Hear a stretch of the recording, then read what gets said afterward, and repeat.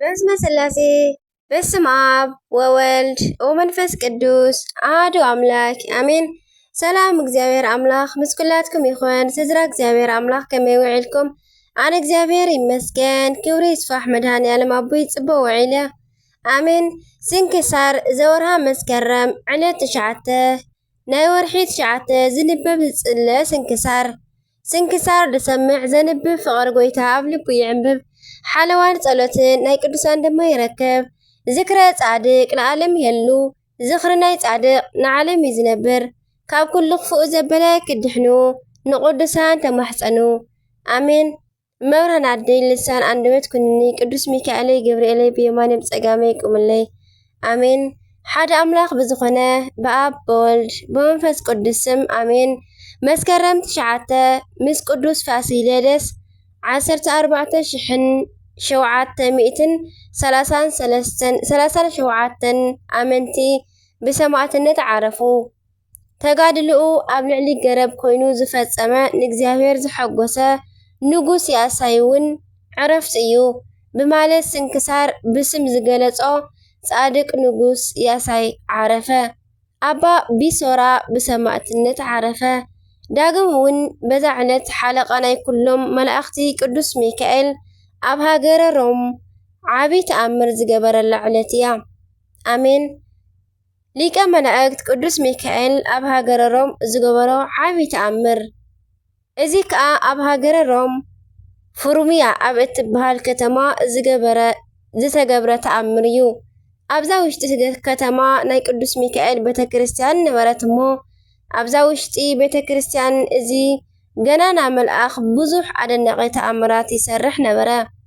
በዚ ምክንያት ከዓ ዮናናውያን ሰባት ሰይጣናዊ ቅንኣት ቀኒኦም ናብቲ ኣከባቢ ዝወርድ ውሕጅ ማይ ኣንፈቱ መሊሶም ለዊጦም ነታ ቤተክርስትያን ነቲ ዝሕልዋ መጋብን ወሲኾም በቲ ማይ ከስጥምዋ ተላዓሉ። በዚ ጊዜ ከዓ ቅዱስ ሚካኤል ሊቀ መላእክት ነቲ መጋቢ ቤተክርስትያን ንናርጢኖስ ተገልጸሉሞ ኣጅኻ ጽናዕ ኣይትፍራሕ በሎ። እዚ ኢሉ ከዓ ኣብ ኢዱ ብዘሎ በትሪ ነቲ ጎቦ ሃረሞ። እቲ ጎቦ ከዓ ተሰንጢቑ ከም ማዕጾ ኾነ።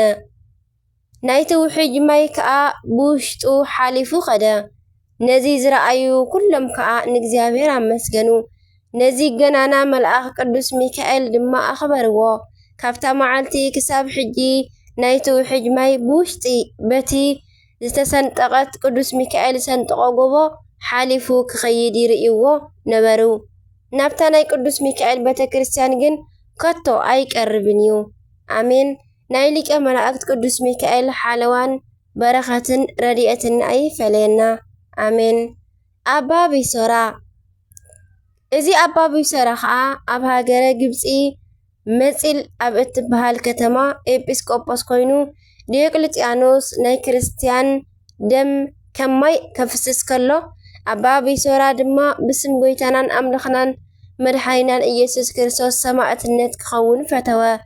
ንኹሉ ህዝቢ ፀዊዑ ብሃይማኖት ንኽጸንዑ ድሕሪ ምምሃሩ ናብ ከሓድቲ ሰባት ከይዱ ንናይ ጎይታና ክብሪ መስኪሩ ንምማት ከም ዝወሰነ ነገሮም። እቲ ኩሉ ህዝቢ ከዓ ንእሽተይን ዓብዩን እናኣልቀሱ ካባና ተፈሊኻ ናብ ሞት ኣይትኸይድ፣ ንዓናኸ ከም ደቂ ምዉታት ንምንታይ ትገድፈና ኣለኻ እናበሉ ለመንዎ። ነገር ግን አባ ቢሶራ ሰማዕትነት ዕጫ ከፍሉ ምዃኑ ነጊርዎም ብሃይማኖት ክሳብ መጨረሻ ንኽጸንዑ ምስ መኸሮም ተፋኒውዎም ናብ ሰማዕትነት ከደ። እቶም ህዝቢ ከዓ መሪር ልቕሶ እናልቀሱ ኣፋነውዎ። ካልኦት 3 ኤጲስቆጶሳት ከዓ ሰማዕታት ክኾኑ ተኸቲሎሞ ኸዱ። አባ ቢሶራን 3 ኤጲስቆጶሳትን ኣብ ቅድሚ እቲ ከሓዲ ናይ ክርስቲያን ደም ዘፍስስ ዝነበረ መኮንን ንናይ ጎይታና ኣምላኽነት መስከሩ። እቲ መኮንን ድማ ሒዙ ጽኑዕ ስቃይ ኣውረደሎም። ብፍላይ ከዓ ኤጲስቆጶሳት ምዃኖም ምስ ፈለጠ ስቃይ ኣብዝሓሎም። ነገር ግን ጎይታና እናኣጽንዖም ነቲ መከራ ብትዕግስቲ ተቐበልዎ። ኣብ መጨረሽታ ከዓ በዛ ዕለት አባ ቢሶራን እቶም ሰለስተ ኤጲስቆጶሳትን ቢስኮስ ፊናቢክስን ቴዎድሮስን ይበሃሉ። ክሳዶም ተሰይፎም ድማ ብሰማዕትነቶም ብዓወት ፈጸሙ። ረድኤት በረኸቶም ይሕደረና፣ ብጸሎቶም ይምሓረና ኣሜን። ዳግም እውን በዛ ዕለት እዚኣ ምስ ቅዱስ ፋሲለደስ 14,737 ኣመንቲ ብሰማዕትነት ዓረፉ። ናይ ቅዱስ ፋሲለደስ እውን ልደቱ እዩ። ናይ ኩሎም ናይዞም ሰማዕታት ረድኤት በረኸቶም ይሕደረና፣ ብጸሎቶም መድኃኔ ዓለም ይምሓረና ኣሜን።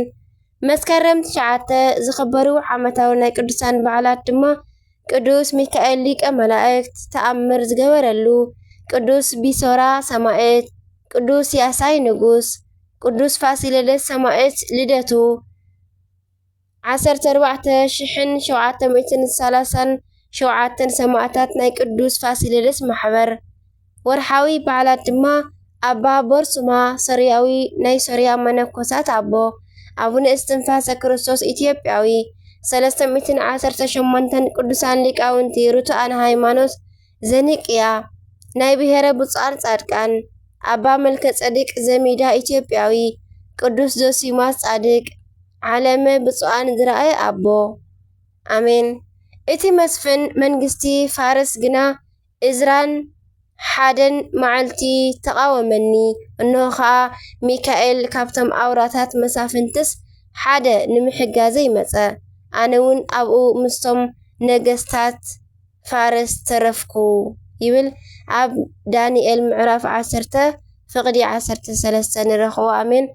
ስንክሳር ድሰምዕ ዘንብብ ፍቕሪ ጎይታ ኣብ ልቡ ይዕንብብ፣ ሓለዋን ጸሎትን ናይ ቅዱሳን ድማ ይረክብ። ካብ ኩሉ ክፉእ ዘበለ ክድሕኑ ንቅዱሳን ተማሕፀኑ ኣሜን። ናይዞም ኩሎም ዝጠቐስናዮም ቅዱሳንና መስኩላትና በረኻተ መስኩላትና ይወዓል ኣሜን ወኣሜን ወሉ ኩሎም መላእክተ ሰማይ ካብ ኣነበባ ዘውደቕክዎ ቃል ኮነ ፊደል በኣፈ ቅዱሳን ትጓል መላእክቲ ተኣረመለይ ኣሜን ወኣሜን ወሉ ኩሎም መላእክተ ሰማይ ኣሜን። አቡነ ዘበሰማያት ይትቀደስ ስምከ ትምጻእ መንግስትከ ወይኩን ፈቃድከ በከመ በሰማይ ከማሁ በምድር ሲሳየነ ዘለለ ዕለትነ ሀበኒ ዮም ህድግ ለነ አበሳነ ወጌጋየነ ከመ ንሕነኒ ንህድግ ለዘአበሰ ለነ ኢታብአነ እግዚኦ ዝተመስጥ አላ አድኅነነ ወባልሐነ እምኩሉ እኩይ እስመ ዚአከ ይእቲ መንግስት ኃይል ወስብሐት ለዓለመ ዓለም አሜን። በሰላመ ቅዱስ ገብርኤል መልአክ ኦ እግዝእትየ ማርያም ሰላም ለኪ ድንግል በህሊናኪ ወድንግል በስጋኪ እመ እግዚአብሔር ጸባኦት ሰላም ለኪ ቡሩክት አንቲ እም አንስት ወቡሩክ ፍሬ ከርሥኪ ተፈሥሒ ተፈሥሒ ተፈሥሒ ፍሥሕት ኦ ማርያም ምልዕተ ጸጋ ምልዕተ ውዳሴ ምልዕተ ኩሉ ምልዕተ ክብሪ እግዚአብሔር ምስለኪ ሰአሊ ወጸሊ ምህረተ በእንቲአነ ምህረተ ኩሉ ዓለም ምህረተ ምድረ ጋዚት ሀበ ፍቅር ወልድኪ ኢየሱስ ክርስቶስ ከመ ይስረለነ ኃጣውኢነ ተማሂፀነ ብኪ ተማኅፀነ በክዳንኪ አሜን። ወስብሐት ለእግዚአብሔር ወለወላዲቱ ድንግል ወለመስቀሉ ክቡር አሜን አሜን ለይኩን።